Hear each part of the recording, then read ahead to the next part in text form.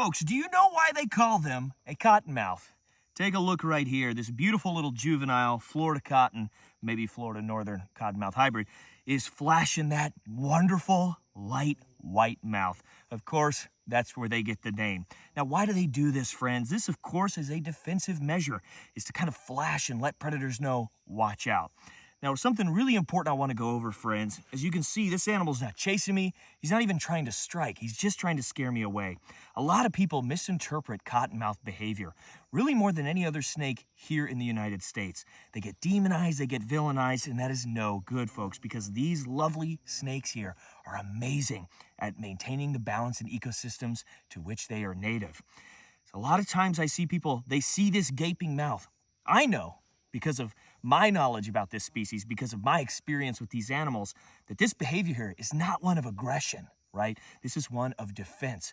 Most people might interpret this behavior where this animal's got this mouth open, those fangs kind of sticking out, as aggression, as an animal that's looking like it's wanting to bite. That's not the case.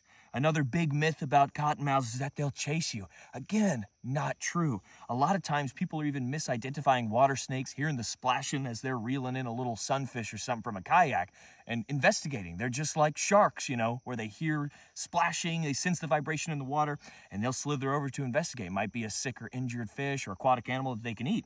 Same kind of deal with these cottonmouths, you know, so they get a lot of kind of misinformation through that kind of misidentification. Another thing is too, folks, these are pit vipers. You know, they're navigating, of course, through their eyesight, but also through thermal heat-sensing pits.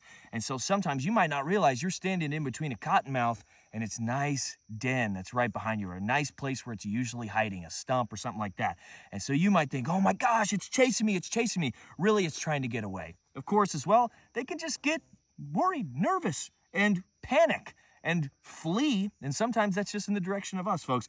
So things aren't always as they seem. And sometimes these little snakes here, even though they might seem scary, even though they're venomous, even though they're potentially dangerous, they're not the monsters that we, of course, sometimes believe them to be. So we're going to let this lovely guy, we're going to help him get across the road here so he doesn't become street meat, because that would be very sad. But what a wonderful, beautiful little example, and a great way, a great demonstration of how these animals aren't aggressive. They're merely defensive. They're just trying to survive in this big, scary world. It's a little snake. I'm a big guy. He's got every right to be scared.